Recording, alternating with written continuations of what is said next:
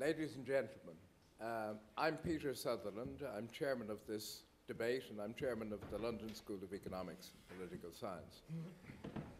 The huge attendance that we have this evening is the most eloquent testimony that one could have to the group of people who will be addressing you this evening on a subject which is extremely important. But first of all, let me welcome you on behalf of the European Institute of LSE and the Franco-British Council, who are in partnership in organizing this occasion. I've been asked to put in context the debate which you will shortly hear. Reflecting on that, it's suggested to me that we've gone through a period of history in regard to world trade, where world trade has been at the center of politics. In the late 80s, in the European Commission, Pascal, Lamy, and myself witnessed the 1992 project, which was to regalvanize European integration, free movement of people, persons, capital, and services and goods. That brought about a regeneration in Europe of European integration. In the middle of that program, the collapse of the Iron Curtain changed forever the political environment in Europe. And then, shortly afterwards, we had the conclusion of the Uruguay round. That was concluded essentially at the end of 1993. And then the agreement itself came into existence, and the WTO, which was seen as the instrument of globalization, came into existence in 1995. That time, I was Director General of the World Trade Organization. And it was a time of optimism about the effects that this would bring to the world in which we lived. I remember seeing the letter of application of China to join GATT, as it then was, and the WTO subsequently. And it was a remarkable document which expressed the conclusion that the economy driven by state intervention had failed, that competition and the development of China in a global market was the future, and that for that reason, China had decided to join the global economic system.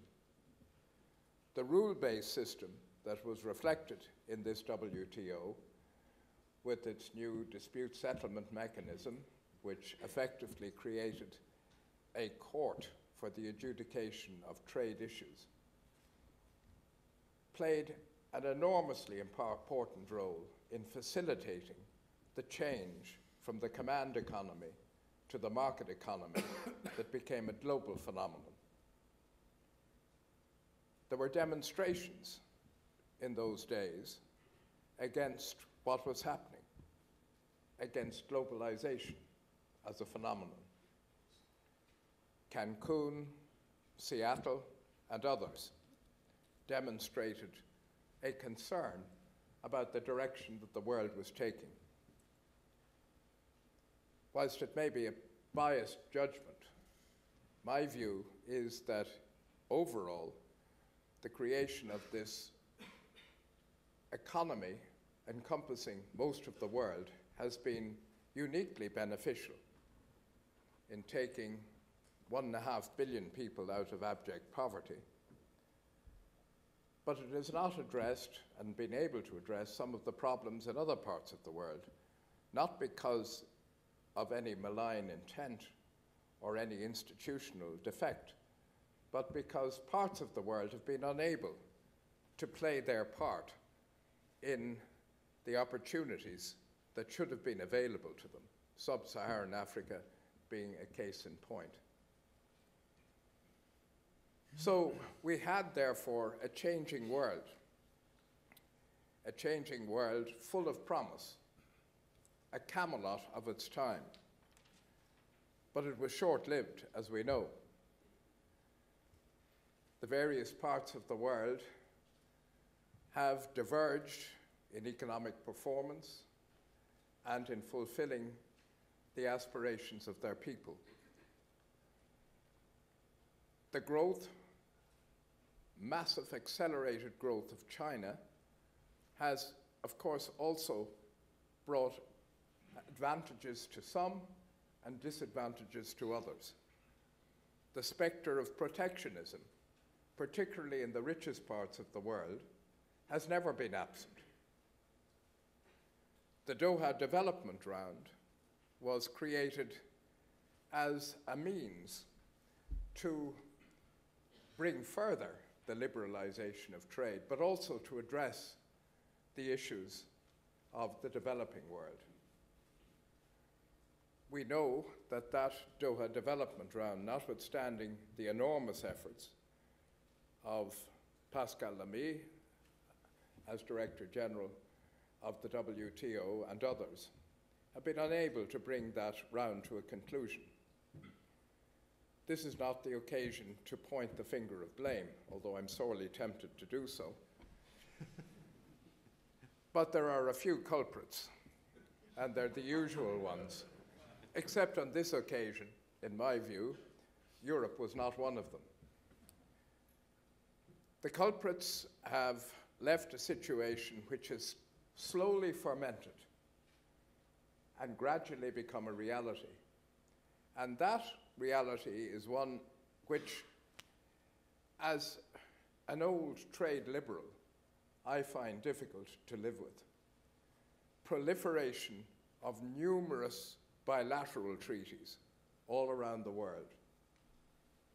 Jagdish Bhagwati, the professor in Columbia University, has described this as a spaghetti bowl of agreements with different standards, and in some cases, the powerful demanding provisions protecting labor standards or introducing non-trade elements into the negotiations.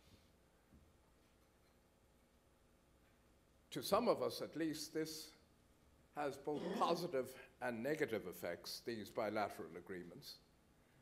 They should open up opportunities, particularly for the developing countries of the world. They often do not, as best they could.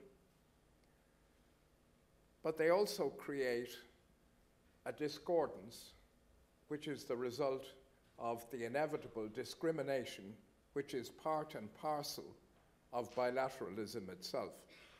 Because what the WTO and the GATT rounds that brought it into existence have sought to achieve is the principle of the most favored nation, non-discrimination.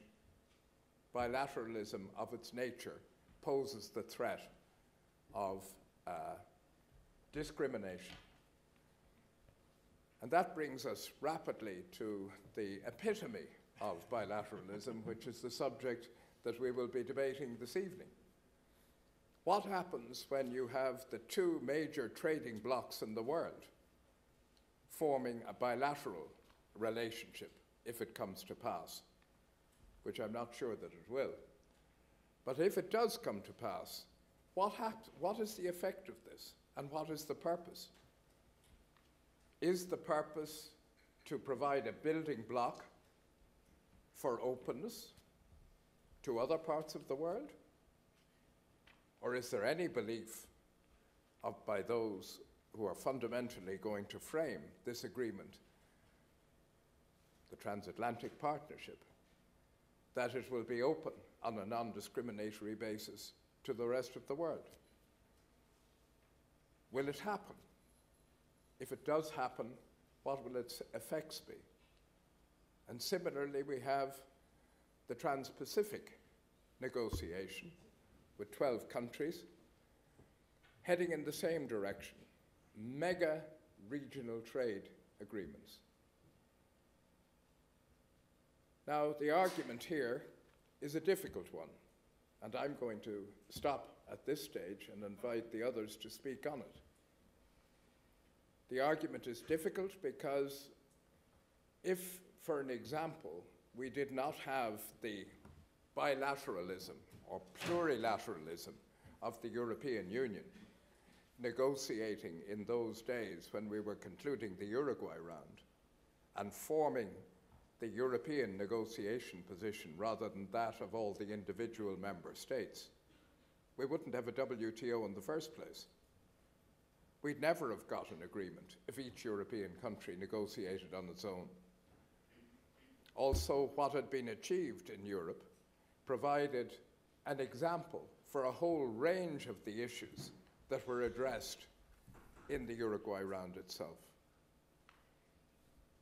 Mutual recognition, and various other aspects of creating a single market have been used as an example ever since within the world trading system. And this, therefore, is the challenge of our time. Are we going to fragment or integrate? It's played out regionally, it's played out nationally, as we've seen on this island, and in the attitude of this island to the European Union itself. How do we integrate? Do we integrate in a global economic system, or do we do it on the basis of bilateral negotiations and differences? And that is the challenge of this evening's debate. Now, the speakers that we have this evening are really amongst the best that one could possibly have to address this subject this evening. Pascal Lamy, who will give a keynote address, has served 2 terms as Director General of the World Trade Organization. I knew him first as chef de cabinet of Jacques Delors, one of the 2 great European presidents of the Commission, and he played a very important role there too. He's written numerous books and done various things which I won't recite at length.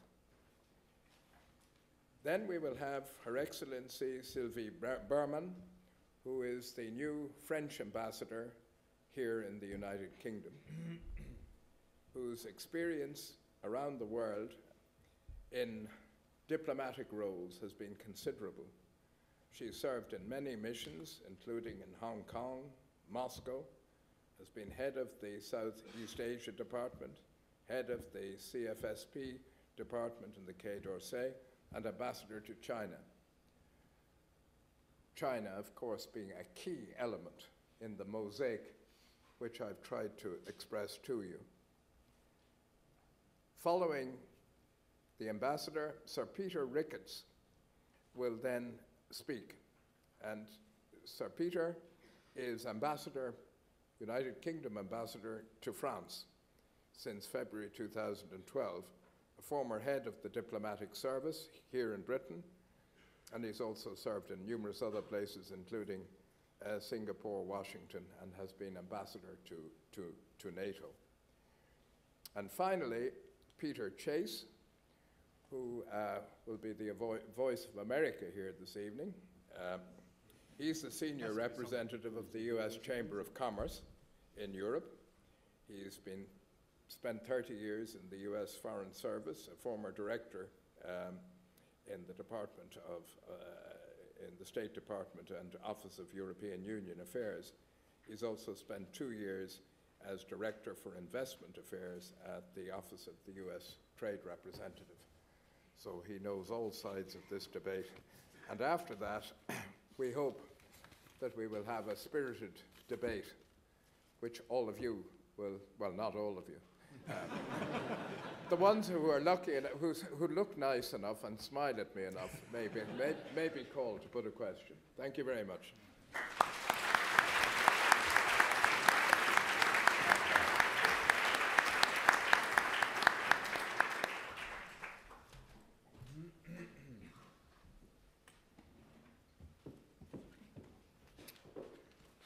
Well, good evening, ladies and gentlemen.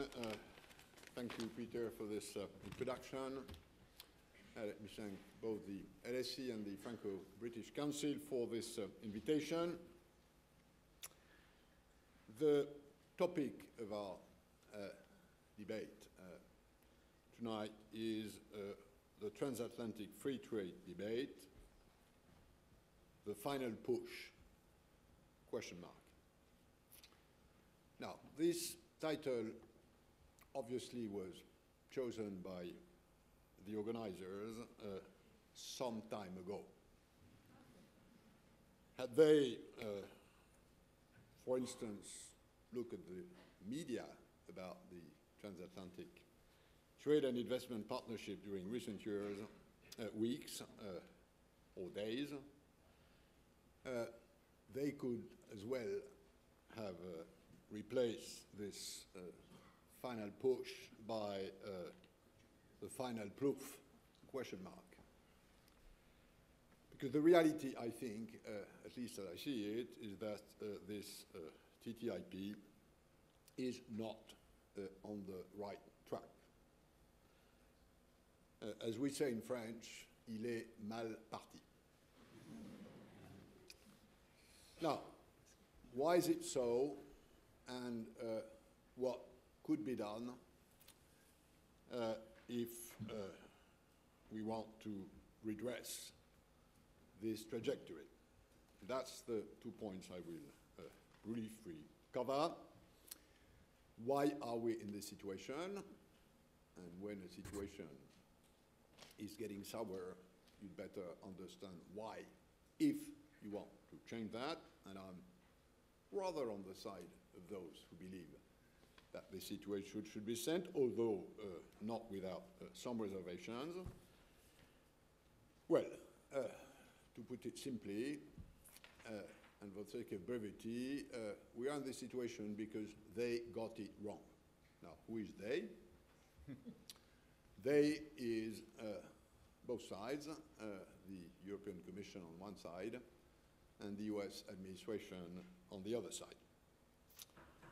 And they got it wrong on two grounds, which, in my view, are major issues. They got it wrong on the narrative, and they got it wrong on the politics. Where they got it wrong on the narrative is that when this negotiation was launched and was called a negotiation, and I'll come back to that, the impression that was given to the public was that it was one more of these FTAs which everybody is negotiating, not always signing, but negotiating with everybody. Sort of, one more of these trade sausages which the trade factory producers, which are called bilateral agreement. Now, that was a huge mistake. It was a huge mistake because that's not what the TTIP is about. The TTIP is a brand new category of agreement that has very little to do with the sausages that the bilateral factory has been produced since the King of Crete signed the first treaty of commerce with the Pharaoh of Egypt. That's some time ago. In reality, what was missed is the sort of denomination, the sort of presentation of what this negotiation was about. In a nutshell, it was sold as a fly. In reality, it is a spade. And it is a spade because opening trade today and tomorrow is not what opening trade yesterday was. Opening trade yesterday was about removing obstacles to trade, most of which had the purpose of to protect the producer from foreign competition. That's what the King of Crete and the Pharaoh of Egypt did, and that's what a large part of the Doha mandate was about. Opening trade today and tomorrow is not about removing obstacles to trade that protect the producer. They are disappearing for a number of reasons, which I don't have time to expand on. What matters today and tomorrow for opening trade is not these classical obstacles to trade, but discrepancies in regulatory system, the purpose of which is not to protect the producer, but to protect the consumer. It's about car safety, it's about food safety, it's about how much aflatoxin you should tolerate in nuts, how much ractopamine you should tolerate in pork meat, how much of a prudential element you need to integrate if you run an insurance company, all the universe of goods and services. So in a way, it's not anymore about protection, it's about precaution. And dealing with precaution is a totally different ballgame from dealing with protection. For many, many reasons, I'll just give a few. Number one, you can hardly call that a negotiation. Precaution is not something you negotiate. Precaution is something you approximate. If there is a crash test system for European cars and a crash test system for American cars, the two agencies responsible for road safety are not really going to negotiate. They are going to work together and try and reach a similar standard so that if I produce cars in Europe and I want to export in the US, I don't have to equip them with big bumpers, and the other way around, if I produce cars in the US and I want to export them in Europe, I have to equip them with small bumpers, which we all know is a big obstacle to proper economies of scale, which is what opening trade is about. Second, the political economy of this sort of endeavor is also very different. If I'm a tariff negotiator, and I used to be a tariff negotiator for part of my life, I know my politics. Producers are against me, and consumers are with me. Producers are against me because I increase the level of competition of my domestic producing constituency, which is, by the way, if I had an advice to give to somebody who wants to do a bright political career, never touch on trade. It's terrible. But I have consumers with me, even if their voice is not often very loud. There is a huge mass of people who are with me because they get better prices. Now, if it's about regulatory harmonization, mutual recognition, as Peter said, which is how you approximate the differences in regulatory systems who have the same purpose, although not always for the same level of precaution, and even if it's the same level of precaution, not always through the same method, then the political economy is the other way around. I have producers with me because they are appetized at the notion that they will have a single standard transatlantic, for instance, which, if I'm producing cars, it's great news, or medicines, or if I'm in the financial business and I don't have to comply to two different regulatory systems, I'll make lots of savings. That's good for my business. But I will have consumers probably against me because consumers will probably have the feeling that the level of precaution they care about, the one they asked, the one they got, is going to be a problem, and that there is a risk that this level of precaution will be dumped. And just calling this a negotiation allows this fear to spread among the public, which is basically what happened. As I already said, the technology is very different. Regulatory harmonization is not a negotiation where you trade off my tariff on bicycles against your tariff on scrap metal. Doesn't work this way. And if you give the impression it works this way, whoop, then you immediately bump into a serious political problem. It works with the technology of regulatory convergence, and we Europeans know what this technology is about, because that's what we did during 85 and 92. That was 30 years ago when we started. And in 30 years, we in Europe have done the job roughly 80% for goods and 40% for services. That tells you why, for instance, saying on both sides by they that this negotiation which started in 2013 would be finished by end of 2014 was total nuts. Somebody saying this must not have looked at what the thing was about. Finally, there is also a big difference in this TTIP, which is that it is also about investment. And that stems from the fact that investment competence were raised at the EU level with the Lisbon Treaty, and that is now not just trade, which is federal, it's trade and investment, whereas before the Lisbon Treaty, trade was federal and investment remained bilateral. So that's the first problem. It's something which is very different to what people legitimately understood it would be, and they're realizing that it's not a fly. It's something different. Now, they also got the politics wrong on several counts. First, and I've been saying that publicly for a long time, I'm free to express my opinion. First and foremost, when they decided, that the mandate of negotiation shouldn't be made public. Huge blunder. Especially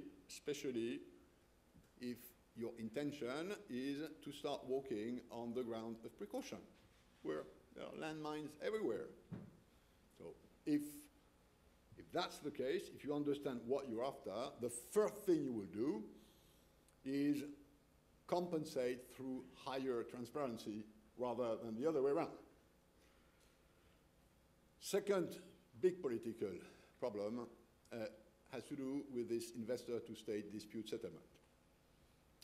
Now, I won't enter, might discuss that later, into the technicalities of what investor-to-state dispute settlement is. Let's simply say that instead of private businesses litigating against a public authority through the normal channel of European courts and American courts, an investor-to-state dispute settlement establishes a sort of special track where this sort of disputes will be adjudicated in a specific, non-normal judicial system. Now, there are pros and cons to that. We might come back in the discussion.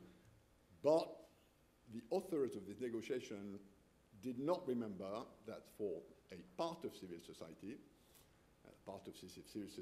which has been remained on the side of anti-globalization, that believe trade opening is bad for workers, for societies. We've got quite a number of people who still believe this, even if it's a minority on this planet, if you look at serious polls. These movements at the time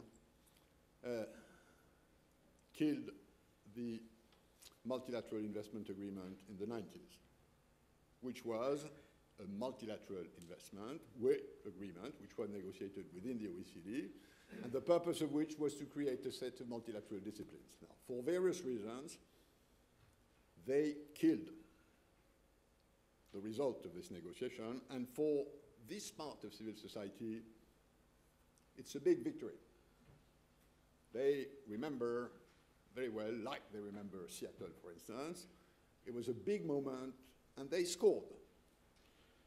So, putting the investor-to-state right into the middle of the sausage was not the thing to do, in my view.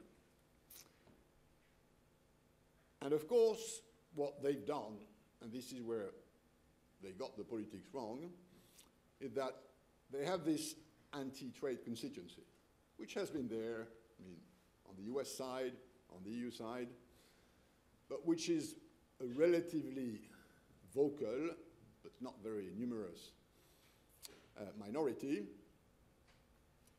But they've added to this anti-trade ISDS memory constituency, a much larger part of public opinion, which is simply consumers who are told they're going to have to eat chlorinated chicken, or who are told they will have to eat GMOs, or who are told that the European standards on data privacy, which are, let's say, a bit more strict than the US ones, are going to be dumped.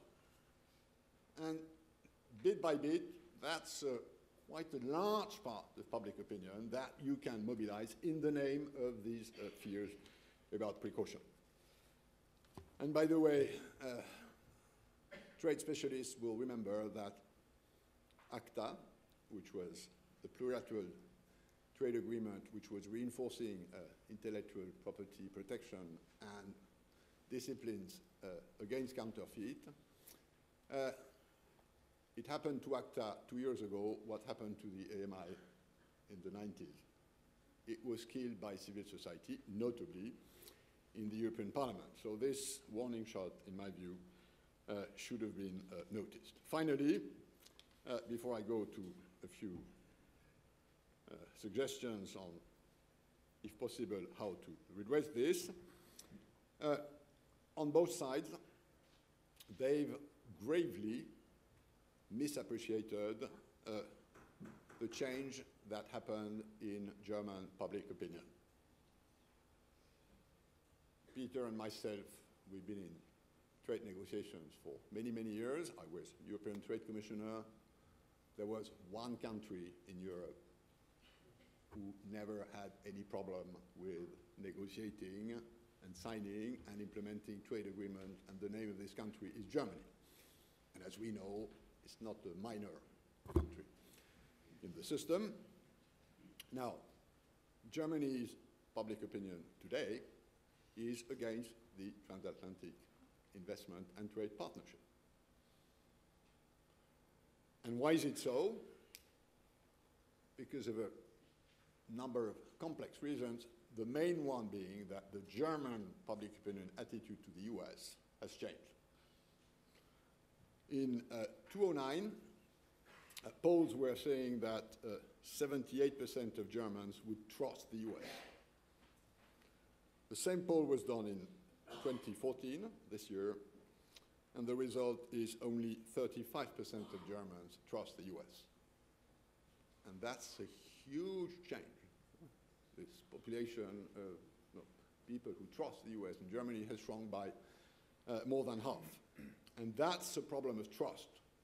And given what I said about the new grounds this negotiation is entering into, which is precaution, lack of trust is a terrible thing.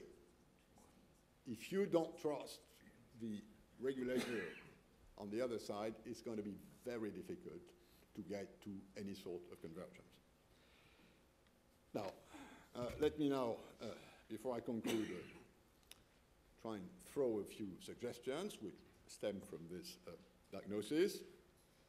First, if I were they, and I'm not,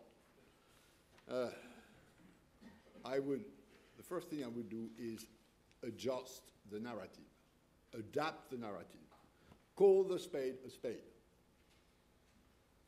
Tell public opinion what this exercise is about. It's 20% old stuff, classical market access, tariffs on agricultural products or footwear or ceramics or SUVs in the US. It's 80% about this regulatory convergence issue. So this should be told, frankly, openly, and explained to public opinion. And it wasn't done so. I mean, the European Trade Commissioner once said, oh, what we're trying to do is a transatlantic common market. And immediately, the communication people in the Commission, no, well, I mean, don't you care about what he said? This guy is doing gaffes, quite often. So no, because but the reality was, as often in lapsus, that is the reality. Now, how far should we go It remains an open question, but that's what the narrative should be if you want to call things what they are, and if the risk that you don't do that is that public opinion will believe you're cheating them, which of course is a big political minus. Second, as already said, move to hyper-transparency. Transparency is the best prophylaxis against rumors, who can easily proliferate when it's about nightmares about risks and precaution. Third, if this investor-to-state dispute settlement has to be kept, and to be frank, I personally am not sure it's indispensable, because in order to make the case for a specific investor-to-state dispute settlement between US and EU, you first have, if you're European, to say that you don't trust US courts, and if you're American, that you don't trust EU courts, which is not the real good first step for a negotiation about a partnership. But let's assume some would believe there are more pros than cons.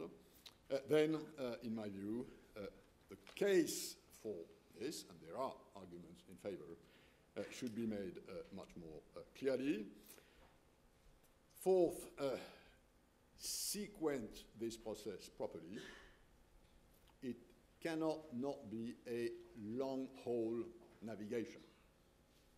It will only provide results with a lot of time.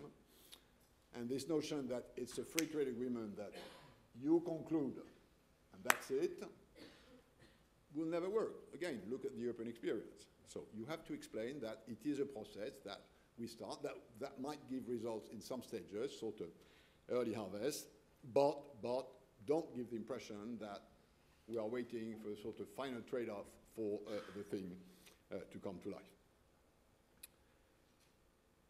Politically, my own stance on this would be that the only way out to deal properly with these legitimate concerns about precaution dumping would be to say, and the negotiators should say it, if there is a difference in the levels of precaution, and there are differences, in some areas EU is higher, in some areas US is higher. If you look in detail at what happens in various production sectors, I would say if there is a difference, either of two things. A, we don't touch. B, we use the highest level of protection on either side. In my view, that's the only way to move forward. And finally, make it, and there I join roughly what Peter Sutherland said, make it something like an open agreement that could be plurilateralized further than just transatlantic. And there are a number of countries like Canada, Mexico, Turkey, Norway, Switzerland that are looking at that. And in order to get the benefit of this agreement, which at the end of the day would probably be to be a new high-level benchmark for regulatory standards worldwide. If US and EU can agree on a high level of sophisticated standards, and there are the places on this planet with Japan where these standards are the most sophisticated, then it can serve as an inspiration for other trade agreements, including, by the way, on the issue of social standards, which a number of us care about. Thanks for your attention.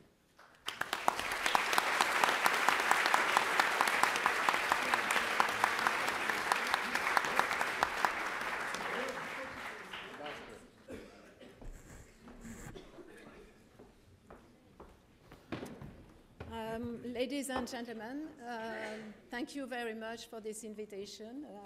Thank you to the LSE and thank you to the Franco-British Council. It's my first appearance here since 6 weeks ago. I was still ambassador in China. You know the position of France on this TTIP, full support, but at the same time, vigilance. First of all, there shouldn't be any doubt about France's support for reaching an ambitious agreement with the United States. We approved the negotiating mandate given to the Commission on June 2013, and our President assured the President of the United States of France's determination to reach an agreement during his last trip in February. France believed that this partnership would provide not only significant economic benefits for European business and households, but also decisive strategic advantage for the European Union at global level. Well, it's not a French who will try to persuade you of the economic advantage of free trade, but it's necessary to remind people that behind the theoretical benefits of opening up markets lies some very practical realities, and I will give some examples. Today, for instance, European agricultural producers can export to the United States only after an approval procedure with the American authorities, which can take up to 10 years. So this obstacle could be removed if the United States recognized the European phytosanitary system as an equivalent. Likewise, an agreement would benefit European passengers who pay more for their plane ticket in the United States because European airlines are not currently authorized to operate domestic flights there. The strategic advantage is just as important. And if we manage to agree with the United States to set common standard, it will be hard for third countries not to take this into account in the future. And Pascal Lamy just said this. And it would be, of course, critical for technical standards and, for example, our exports to China. But there could also be a major impact on social and environmental standards, which would be a benchmark to be repeated in subsequent trade agreements signed by the EU and the United States. But does it mean that we could sign any agreement? Well, obviously not. And that's the reason why France is vigilant on some issues. First of all, well, and you won't be surprised, we are vigilant on the defense of certain markets for which greater state intervention is justified. That's the case, you wouldn't be surprised, with the cultural sector, where France, but also other European, are keen to defend and promote the European cultural industry and identity. And on this specific point, I note that several British filmmakers, such as Stephen Frears, Mike Leigh, and Ken Loach, but also some American film directors, such as David Lynch, supported that approach in order to preserve artistic diversity. And moreover, the last Cannes Festival jury, President Steven Spielberg, called the cultural exception the best way to support diversity in filmmaking during the closing ceremony remarks. And when I was in China, the open letter from our Minister of Culture was translated into Chinese and supported also by Chinese film directors. So it's not only to defend, to protect a system, it's also really for cultural reason and to preserve diversity. It's not in the mandate, that's good, but I wanted to explain why, because sometimes France is criticized for what is called cultural exception. We are also vigilant on other issues. We are attached to preserve and promote social and environmental norms and standards. We are vigilant also on the scope of the agreement. France is supporting the partnership because its very aim is to go beyond reducing custom duties and cover what are commonly known as non-tariff barriers. There are areas less known to the general public, covering subjects like technical regulation and public procurements, but they include the majority of the benefits expected from the partnership. And this agreement would be unbalanced if they were only partially covered. And finally, we must also be particularly vigilant about how the partnership is perceived by members of parliament, civil society, and the public at large. And also, Pascal Lamy mentioned it, transparency is a key issue.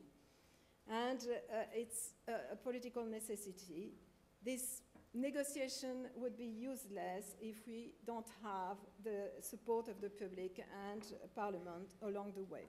And there is a genuine risk. That's the reason why we set up a strategic committee in France and to bring together all members of civil societies and MPs. It's the reason why also we wanted to have a public mandate, and well, it has been done in beginning of October. We think it's very helping because we don't want to give the impression that we try to conceal our trade objective from our own citizens. And we are also interested to arouse the interest of the Parliament and on the protection of this investment and, well, the investor-state dispute settlement mechanism, which could be useful, but which has to be understood. And that's the reason why there is a consultation on the way on this issue, and we wait for the result of that. And I understand that there's been 150,000 people who gave their opinion on that. Well, so this agreement would cover a range of issues which are technically and politically complex. Well, the title, The Final Push, seems to evoke a desire for an agreement to be reached fast, but as you see, well, this is of course understandable, but well, it's very difficult to cover all those issues, and even on issues such as geographical indications and access to public procurement. And so it will probably take time, and also I agree with what Pascal Lamy said. And I would like also to conclude this time by saying, well, we want to sign a real and balanced agreement, not an agreement at any cost, because the risk is that we turn what should be the first trade treaty of the 21st century into the last trade treaty of the 19th century. Well, but I'm confident that we'll achieve this goal. So thank you very much.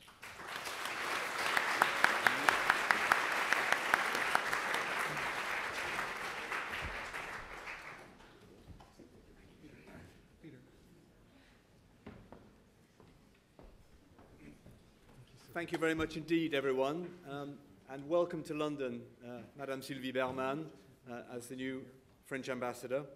And thank you, Pascal, for what I think could well be called magisterial presentation of the problems as well as some interesting solutions.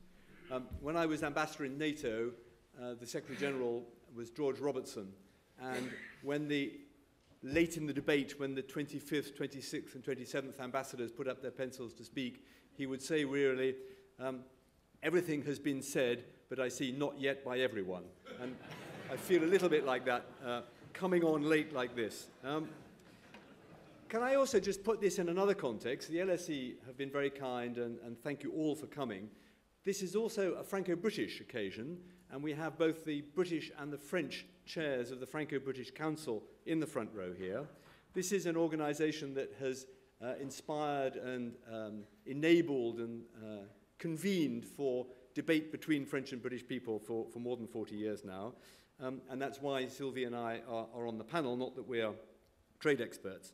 And so I just want to spend 2 minutes on the Franco-British sociology of trade policy before coming to a couple of points on TTIP. Bearing in mind that I can't go back to the Queen of Egypt, as Pascal did, but I think one of the first free trade agreements of the modern era was negotiated by Richard Cobden in 1860 with Napoleon III, I suppose. And so we do have a history of discussion of free trade between France and the UK. And I just want to caricature quite unfairly, but I've sat through many discussions of trade policy between French and British ministers, and I do find that culturally it's interesting because we tend to come at it from rather different angles. So, in caricature, a French minister will say, of course, we agree with free trade in principle, but will the other side deliver? I mean, look at public procurement or other markets like that. And so we've got to have really strong, tough reciprocity instruments to force the other side to deliver. The British minister hears, here we go, the French want to threaten to close markets, whereas what I want to do is open markets. The UK minister then makes his pitch and says, of course our initiative is to reduce barriers, tariffs, non-tariffs, open markets. We've got to give a leadership role, so we should be opening our own markets. I think that that's a bit now passé, although still an interesting observation, because when we come to TTIP, as the ambassador said, I think actually Britain and France are approaching it in much more similar ways than we did in the past. And I listened with real interest to what Pascal said, and you're a much greater expert than I am. But I found it actually rather depressing and worrying, because as seen from London, the TTIP is one of the few really big opportunities to kickstart trade and investment at a period where our economies are, or none of them, doing as well as we'd like. We'd all of us like to see boost to growth, boost to investment. And the TTIP seems to us at least to offer in principle a way to do that. Of course we would all have preferred to work towards the Doha agreement that Pascal Lamy worked so hard to achieve, but that seemed to be a bit like an oasis in the desert, always just receding in front of us, and we never got there. And so certainly in London our feeling is let's do what is doable, and if doable is the plurilateral agreements, let's do them. Let's first of all complete the single market in the EU. There's still a lot of work to be done to derive all the benefits in the EU, in the area of digital services, for example, in the area of energy. We're far from having a single market in the EU, so let's get on with that. But also let's get on with the TTIP. I mean, it is an area where we had some enthusiasm from President Obama and the US administration, as well as from the European side. We are the two great trading blocs in the world. Of course, it's not mostly about reducing tariffs, as you said, but there are enormous gains to be had. If we could overcome the difficulties which Pascal Lamy points to, and we calculate in the UK something like £10 billion a year to the British economy if we had a fully successful TTIP. There'll be many people in this room much more able than me to say whether that is true, but even if it was a part of that, it would be a very valuable boost to growth at a time where we all need it. Your points about this is more about addressing the issue of precaution rather than protection, I think, are very interesting. And clearly we need political leadership to explain to people what the issues really are. I'm not quite sure. I mean, it's dangerous to question Pascal Lamy, but I can see that in the question in the area of food security, for example, or GMOs, of course, that applies. But public procurement, is that an issue of precaution? Financial services? I mean, I think there are areas where it is still some good old-fashioned instincts to protect the home market that we need to address, even with the US, even in TTIP. And we do need political leadership to get over some of these myths that are, as you say, prevalent now in the media in our societies. People think that this will interfere with national decisions on public services and how they should be run. We don't believe that they would. Nor should they lower food standards. You're quite right. If we are arguing for lowering food standards, we will never win the debate in public. And we must make sure that we correctly explain the investor-state dispute settlement clauses to make clear that it will still be national laws which apply. This new judicial panel that is being proposed would not have any right to override national legislation. And regulatory coherence, if we can get there, would help our businesses, including our small businesses. So there is something valuable to work for here. And I just wonder, listening to the areas that Pascal has set out, whether part of the problem has been that this is an area of Commission competence in the EU. Therefore, it is natural that political leaders would leave it initially to the Commission to make the running. And perhaps that was an error. I think certainly my Prime Minister and my government here are very keen to go out there and make the case proactively for getting a TTIP the best we can. No doubt it will take longer than we hope, but it shouldn't take longer than it absolutely has to, because we need this growth. and that political leaders in Europe should perhaps take up some of the strain of explaining to public opinion why it's a good thing. Thank you all very much indeed for coming. Let's get now, after our US speaker, quickly to the debate, and let's have the Franco-Britishness of the debate a little bit in the foreground as well. Thank you very much.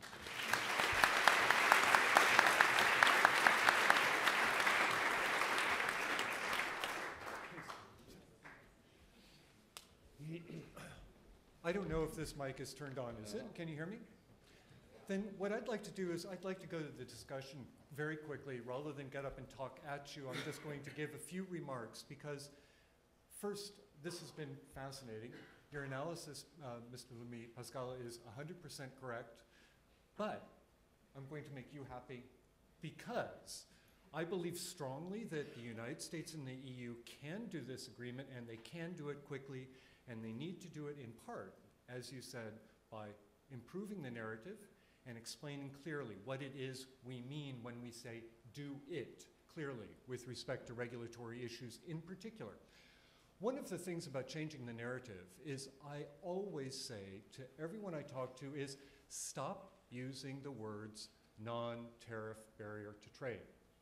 Because regulators, their job is to protect our citizens, our consumers, our environment, our financial structure.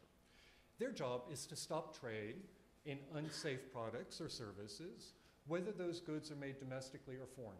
So if you look at a regulator and you say you're a non-tariff barrier, they look at you and say, you're damn straight I am, that's my job. So, if you're gonna work this, you have to work it with them. You have to think about how you're going to do it.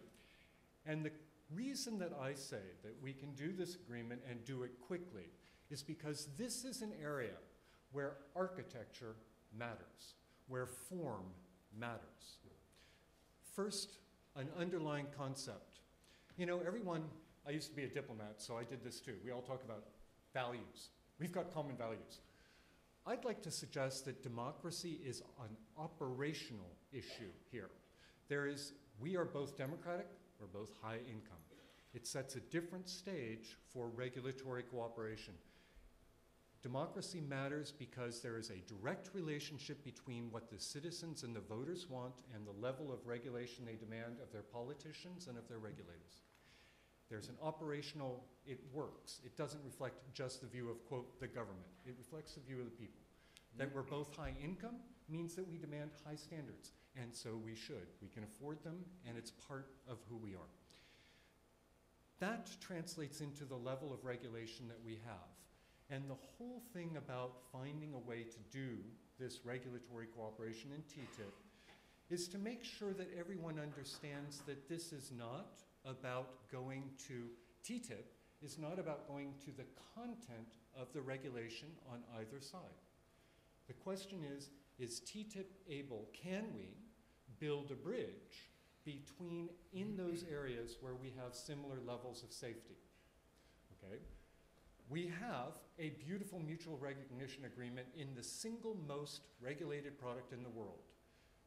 It's large civil aircraft. Every single nut and bolt of a big Boeing or an Airbus meets government set standards and norms, right?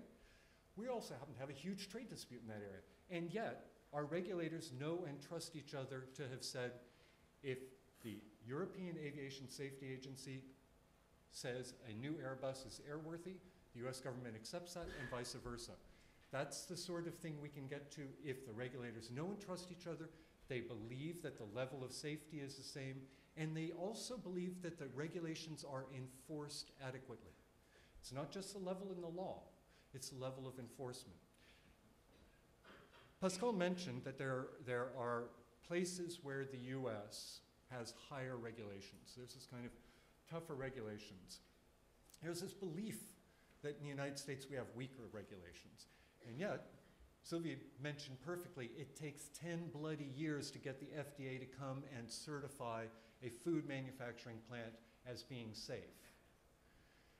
I'll tell you that the precautionary principle is rampant among American regulators. And they have very, very strict standards on medical devices, on medicines approvals, on baby chairs and things like that. We actually have many places where we have similar levels. And the question is, if you're using TTIP to build a bridge, you can build it where you've got similar levels. If your levels are this far apart, TTIP is not going to build a bridge. It will take time. And then last point, this gets to the architecture. The architecture in this agreement should be the following. On regulation, it should talk about all the traditional stuff that we have in the WTO, SPS and technical barriers to trade. You should talk about regulatory practices and principles, how you do good regulation domestically. We believe the same thing, the need for transparency, participation, and accountability. We've already done this agreement, but we can write it into this as well. Then you have horizontal provisions that generally discipline the regulators that do the following. They say that when you regulate, you must think of what's going on in the other side. You must inform yourself about what the other side does. You put that in as a requirement, and I can spell that out in more detail how you would do it. But you never predetermine what the outcome is that a regulator or legislator chooses to do, because that has to reflect, in the end, what they want as a democratic system. Those general propositions apply to all regulators, and here's the key. You then have annexes, and the annexes are single pieces of paper, and they say at the top, pharmaceuticals. The Food and Drug Administration, European Medicines Agency, DG Sanko or DG Enterprise, or whoever the regulators are, and then it's hyperlinked through to agreements that are made between the regulators themselves.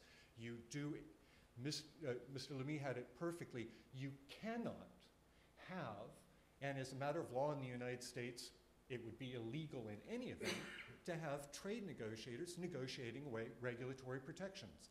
Those must go through a legal process. And if you have these annexes, and if people understand that it's the regulators themselves that are choosing whether or not this bridge is going to get built, that they have control of it, then many of the concerns that I think people reasonably have about, am I going to be trading away a level of safety? Is this going to bring in chlorination to my plate? Or whatever the case may be. By the way, FDA would never let European poultry into the United States because it's not clean enough, just leave it. But if you have this structure, then people can say, if they have trust in their regulators, if they have trust that the regulators are working with someone else, then the narrative becomes not trade, but how do our regulators work together so they become more efficient and more effective in protecting our people? That's what we need to do. Thank you.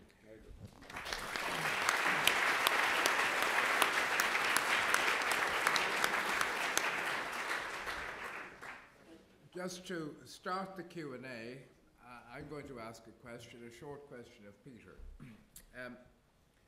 How do you answer the argument that this is a rich man's club that will not be open to the rest of the world and would set the standards for everybody else in the world without their participation? It's actually very easy, because remember my image of I've got my rules now.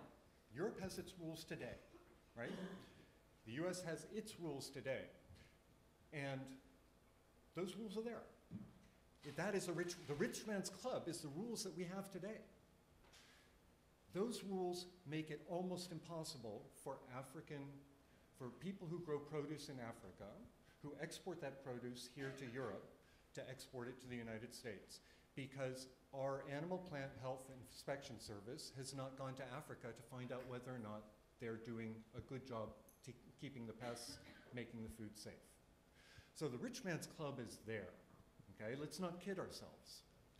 The question here is, well, we're just saying, look, hey, maybe if that produce that's made for the European market and meets European standards from Africa, what if FDA and APHIS said, you know what?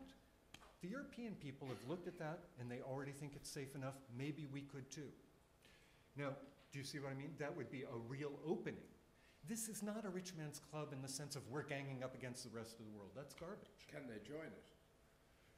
Here's an interesting thing. No, seriously. No, think about it.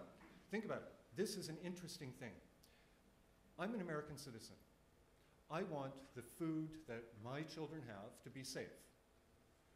If I believe that my regulators are good, I'm going to trust them. But they are politically accountable. They need to make sure that when food is imported into the United States, it meets the standards. Regulation, as Pascal said, regulation is not trade. Regulation is not trade. You do not multilateralize regulatory cooperation. It comes only if the regulators know and trust the regulators on the other side. Okay, open up. This lady in the fourth row. I'd be grateful if everyone kept it very concise. Okay. Linda Korscher. I'll take several, yes. Okay. I have to say, first up, I really don't know who you think you're kidding. There's no growth in this, and there's job losses. How strange that none of you have mentioned the dominant role of big business in pursuing this agreement and in the new regulatory structures, because that is the core of it, but it's been completely missed out. I do have two specific questions, which anyone can answer, and if you can't answer them, perhaps the lead on TTIP in BIS here, Mr. Edward Barker, could answer. First of all, is the cultural exemption really a full exception from the TTIP? Because that has implications for the exception that people are pursuing here for the NHS. And the other question is, there's strong feeling against TTIP in this country, as there is across the EU amongst the public, and there's also in this country a majority of people who want to be out of the EU. Can anyone answer whether, if we come out of the EU, we are tied to this agreement, or are countries being signed in separately as well as together into the agreement? Thank you. Next question. Yes, this gentleman over here on the right. Yes, fourth row, third row. Hello there, my name's Sam from Friends of the Earth. Thank you very much for the presentation tonight. I'm not going to berate you, I'm just going to ask you a question. So you said, no, that wasn't a dig, by the way. But I just think with the Friends of the Earth moniker, you might think that's where I'm going to go with it. But so a trade deal for the 21st century, I would say one of the biggest market failures at the moment is that you can see is climate change. So my question is, seeing that the CEPR studies for this have said that by 2027 TTIP will have increased greenhouse emissions, or at least sent in the direction in that way, the fact that the EU is using this agreement to push for the removal of the 40-year ban on oil exports from the US, the fact that the Fuel Quality Directive has been weakened in the recent weeks due as a result from Canadian lobbying through that agreement, and also with US pressures.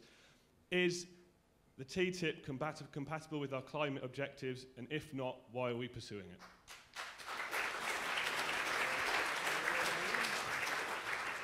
Gentleman up on the 10th row, grey, wearing a grey.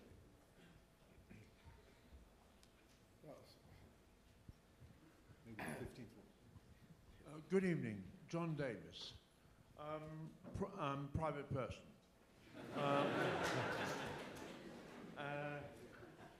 I noticed that nobody has yet mentioned the concept of sovereignty, in the sense that if, for example, the UK wished to nationalise the railways, and we had previously privatised them, or if we wanted to nationalise anything in the UK, presumably under TTIP, we wouldn't be able to do so. Also, of course, as regards climate, surely we don't want to be having more trade, more planes, more of anything like that. We've got to contract. Otherwise, we've lost 50% of the animals on the earth in the last 40 years.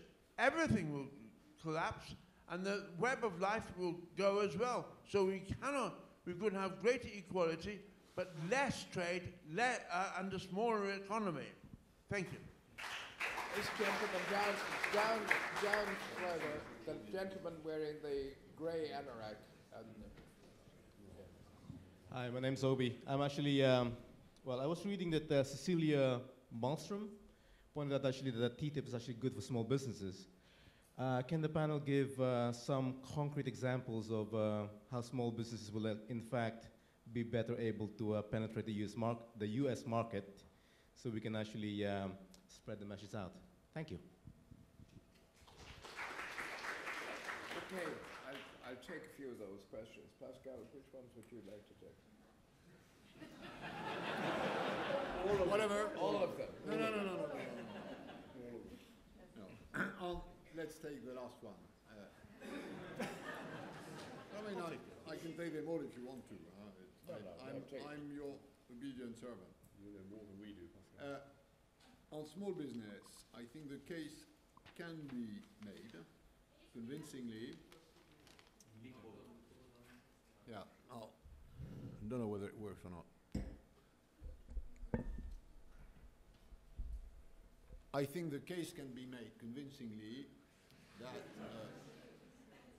reducing the entry ticket to the global market, or let's say for Europeans to the American market and for the American to the European markets, helps proportionally more small business than big business. If today I want to go global, let me take a sort of virtual example. I'm in a business somewhere in this planet, I want to go global, export. I have to pay 5% tariff, which is the average worldwide weighted tariff. I have to pay 10%, which is the cost of red tape if I want to cross a border, which I will have to do if I want to go global. And I have to pay 30% because of these regulatory discrepancies that stem from different level of administration of precaution. So my big problem is not the tariff. I have a problem with border crossing, but that's for the WTO and it will happen. So let's say that will be cut by half in 10 years and I'm left with the 30%. And the 30% is not that much a problem for a big multilateral company that can pay armies of lawyers to understand these different regulatory systems and, let's say, politely adjust to them. If I'm a small business, I can't afford that. So these obstacles to trade are of major importance for me. On environmental standards, that's right into the question of whether or not you approximate, you adjust the level of environmental standard in the US and in Europe. And mind you, I looked at that in detail, it depends. The Americans, for instance, don't have diesel cars. We have diesel cars. And the reason why the Americans don't have diesel cars is that it's bad for the environment. Now, what is true is that there are diesel trucks. And the reason for that is that the truck lobby in the US is pretty solid, as we all know. So it differs. It depends. And there's no sort of single thing like we Europeans are environmentally fine and they are terrible, nor the other way around. By the way, the precaution principle was invented in the US in an environmental legislation, which was the air pollution legislation of 1972. They invented the precautionary principle. They've moved from that since, but we imported it from there. Finally, nationalization. Nothing in a bilateral investment treaty would prevent nationalizing a business if a country wants to nationalize a business. The investment treaty will be probably about what is the process that you have to establish in order to pay a fair price to the person who owns this business. That's what the bilateral investment treaty will be about. But no country will accept to erode its sovereignty in cases like that. And by the way, if you look at the existing bilateral investment treaties, and you've got thousands of them, that's roughly what's in there. Okay, I'll do the sovereignty one if I may. If a country were to leave the European Union and subsequently the question was asked as to whether it was still part of the treaty which it had entered into in regard to the TTIP, it would be out of it. It would have to renegotiate. It's exactly the same argument as arose in relation to Scottish independence and what would happen if there had been a yes vote in Scotland. One imagines that the problems of renegotiation as a country would not be difficult, particularly for the United Kingdom with the United States. I don't think it would be insuperable, but the immediate effect, I think, would be that if Britain were to leave the EU, then the various treaties which the EU was subject to would be vitiated insofar as Britain was concerned, and it would have to negotiate any external treaties itself again. The reference, I'll also try and deal with the issues of sovereignty. The issue of sovereignty is not an issue in the case of this treaty, as Pascal has just explained. It's nothing comparable to the issue of sovereignty and the sharing of sovereignty in the European Union, when you can use national courts to enforce treaty rights, European rights. This is a purely intergovernmental treaty, which in terms of repudiation or denial or responding by leaving it, you would carry a political price, but it wouldn't be legally impossible to repudiate obligations under the treaty. I mean, we're watching at the moment the whole issue of the Convention of Human Rights, which is under the Council of Europe and not part of the European Union, and Britain possibly withdrawing certain rights there. It's the same basic argument. Peter, would you like to? I have thoughts on all the questions, but I think that they've been adequately answered. I hope they've been adequately answered, and I think it'd be good to go for another round of questions. Well, shall I just deal with climate change then? I mean, of course it's, as you say, it's important. And indeed, our French colleagues are holding the COP21 Global Climate Conference in December next year. My understanding is that it would not be possible to pass a TTIP which lowered environmental standards on either side of the Atlantic. So I think it's clear that any TTIP outcome will not lower environmental standards. I mean, there's a more general point about how we're going to reconcile growth, which I guess we want because we want jobs and we want increasing prosperity, and our climate targets. I don't think anything in a TTIP is going to make it impossible to pursue green growth, low carbon growth, and maintaining environmental standards. Next question. This lady here, the fourth row, on the left. Thank you, Aline Doussin. Just a quick question on the role of the European Parliament. I think, Madame l'Ambassadeur, you mentioned that the French government has set up this group to educate members of the civil society, but I understood that it also included members of the European Parliament, from what I understood from what you were saying. Is that because governments are anticipating any difficulties in getting a deal through the European Parliament after the end of the negotiations? My question especially is asked in the context of the latest 2014 European Parliament election and the new leadership at European Parliament level. Thank you. Yes, Mr. de Boissieu. Christian de Boissieu, I'm professor at the Sorbonne in Paris and co-chair with you of the Franco-British Council. Merci, thank you very much, Pascal and the other of the panel, but no one talk about exchange rates. My view is that you cannot decouple the debate about trade from the debate about exchange rates. And you know, the context today is a context of what was called a currency war, whatever, you know, ambiguous could be the expression. And from this point of view, I want to have your reaction. Even if it is bilateral, the issue about the exchange rate between the US dollar, the euro, the pound sterling, and also, I would say, the yen and the Chinese yuan is not out of the debate. At some point, you must introduce the monetary dimension, which you cannot fully decouple from the trade aspect. One more question. Gentleman with the beard here in the fourth or fifth row on your left. There, yeah. I just wanted to ask about jobs, because you didn't seem to mention that too much during any of the talks.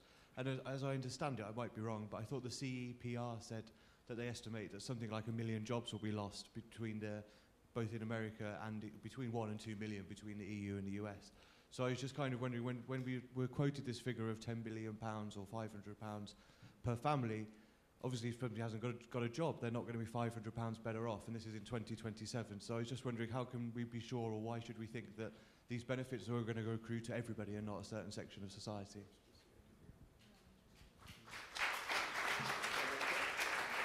Okay, we will take the first question from the lady on the left. The ambassador will be with us. Yes, I think now public opinion are more and more important, and the role of parliaments also, the European parliaments, national parliaments, and I think everybody should be involved and afterwards be able to answer or to vote responsibly. Peter, if you have any? Sure, I'm happy to take both of them. On the question of exchange rates, yes, of course there's an exchange rate dimension to the economic relationship between two countries and their relationship with the world. Question is, do you need to solve it in a trade agreement? And the answer is no. So, but everyone is cognizant that exchange rates are there, and there are many, many other issues there. The question about jobs is a good one. It's the one that people are always concerned about. You know, I worked for a couple of years with a Democratic senator from New Jersey who had to spend a lot of time explaining to his constituents why it was that trade was good, what it was that trade did. And there's the question of, I personally think that if you have a country where there's no trade at all, okay, pretend there's a country where there's no trade at all, and the country grows, and the economy grows, it will never grow evenly. There will be one part that grows more quickly, another part that grows more slowly, some parts may even as the economy is growing, some parts may go down as other parts go up. That is just endemic to change and growth, that things go up and down relatively or not. And the job of governments is to help their citizens adapt to that change. Now you bring into this equation no country is an island, no man is an island, yeah? And the fact of the matter is we're all bound together. So you've got trade and interaction between us, interaction that brings a lot of good. For at least, you know, when I spent a lot of my time, my life in Asia, I feel enriched by what I've met, what I've learned, the Asian art that I've done. Trade for me has been good in that sense. But trade for my daughter has been very difficult, because even in the professions, there's an impact on globalization. You don't get a law degree from a big law firm and immediately make $16,000 billion, right? It's changed. This is a change that all of our societies are going to go through as we grow and change, as we grow. TTIP will create growth. It will create net new jobs. And people say net new jobs, and that's very important, because in that term net, some people may not benefit as much as other people do. And that's where governments step in. The job of government is to help people adjust to the change that comes. But do you want to deny other people the opportunity that can come with growth? And this is a public policy issue that I think any government and any politician needs to address, how you manage change. And TTIP, I think, will bring growth. It will make many people better off. It will challenge others. And so let's try to address that part of the challenge. Anything else?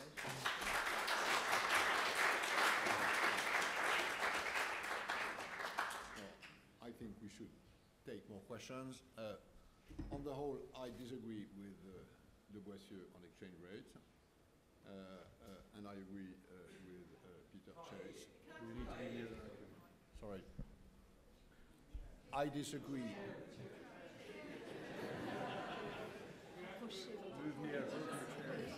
I disagree.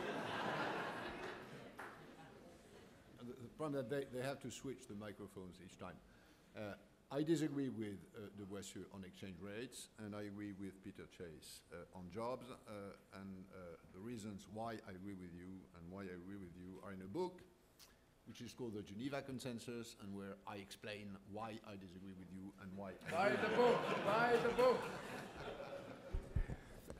book. One question not answered, SMEs. Yeah. I think SMEs are actually a major beneficiary of trade liberalization, and particularly regulation liberalization, because they're the ones who can't carry the costs that multinationals can carry and are equipped to deal with, of having different systems and different standards in different parts of the world. So SMEs are generally positively affected, I think, by trade liberalization. We take 2 more questions and then we call it a day. There's a gentleman here on the right with the beard. No, down a bit. This down a bit here. Oh, there. It's not working. Can you speak on your microphone?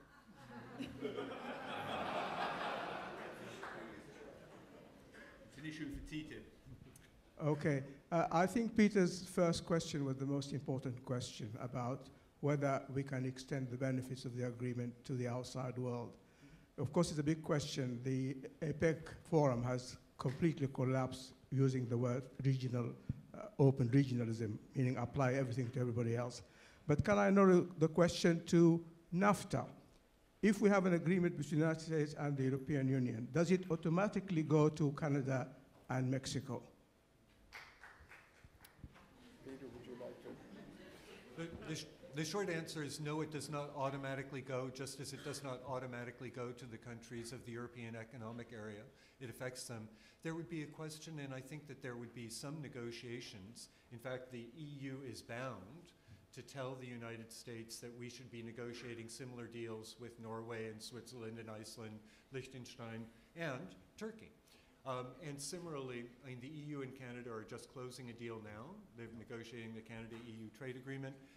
They are talking about improving the agreement they have with Mexico.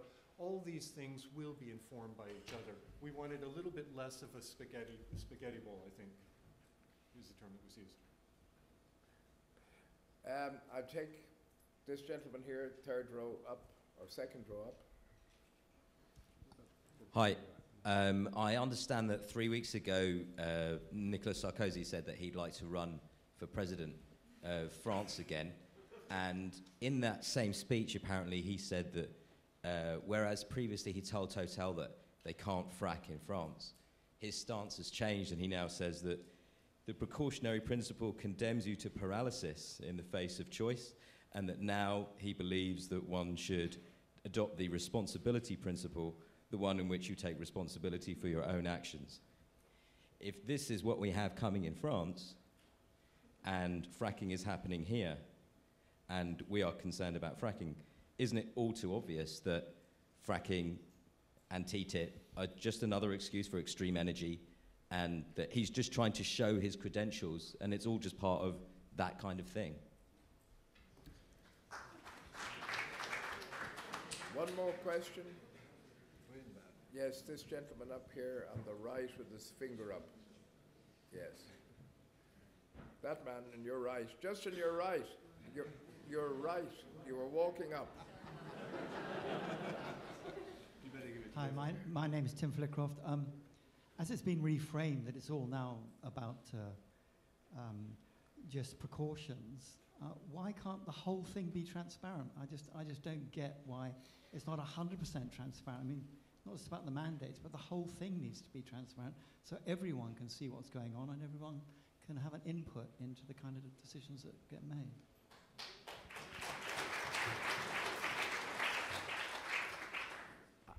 I'm going to have to curtail the questions now, and I will just ask everybody if they have any final comments to make on the panel, either through the questions or more generally before we conclude. And I'll start with you, Pascal.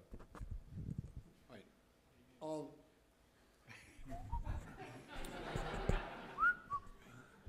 There you go. Okay, on what you just said on transparency, I couldn't agree more. That's roughly what I think one of the things they've done wrong is on transparency, because they haven't anticipated enough the sort of reaction which people would have when you start dealing with precaution. On the outside world, that's an important question.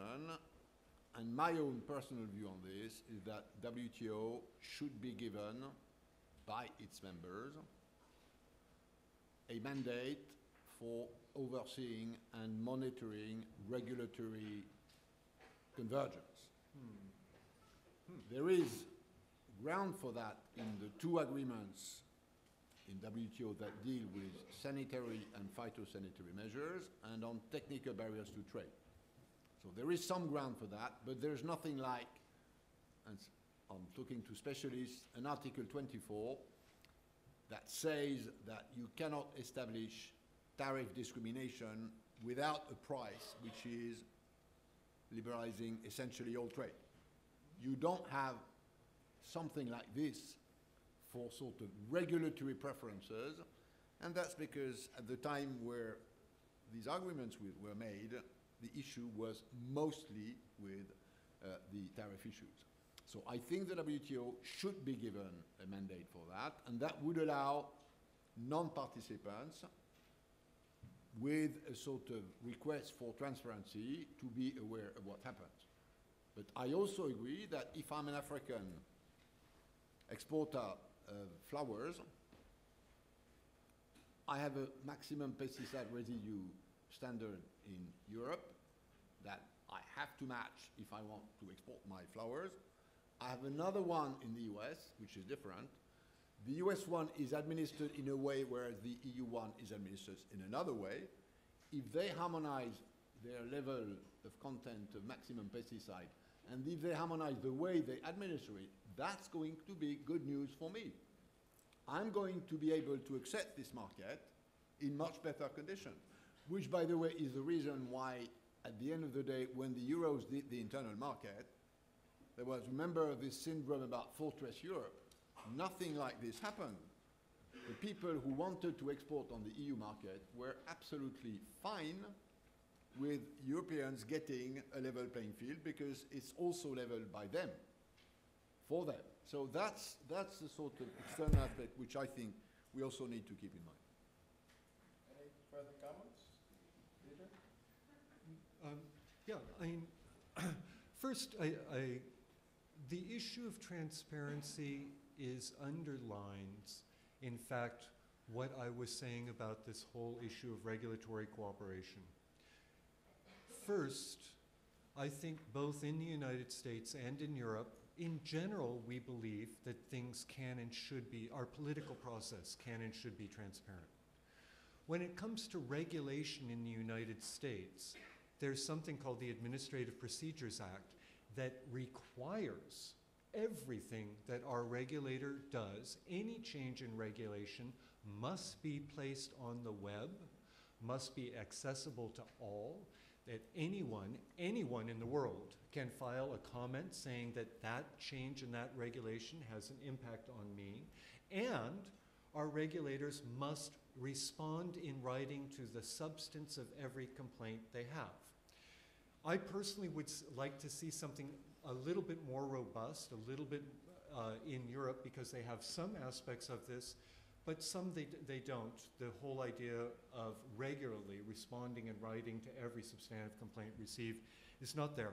But I think that if you understand that that's the legal reality in the United States, by definition, nothing that's agreed under this that affected US regulation at all could be untransparent. It would have to be transparent. It would have to go through that process. And I think that this is an important thing to say. The question about fracking, look, TTIP per se says nothing about fracking.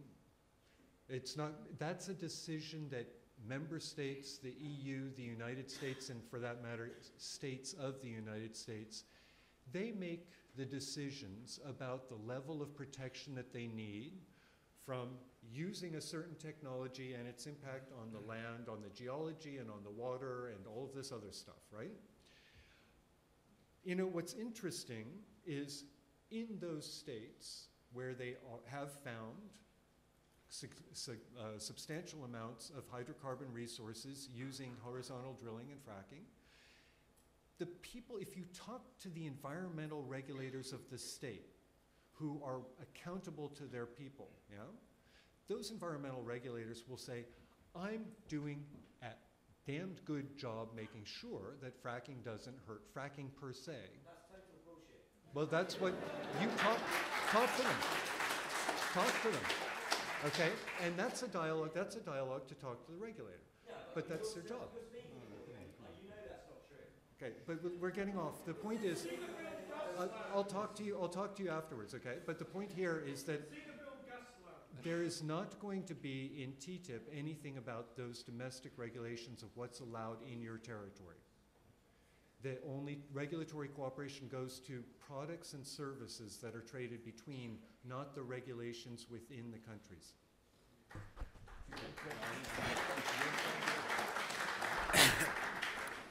Ladies and gentlemen, on your behalf, I would like to thank the panelists for their contributions and to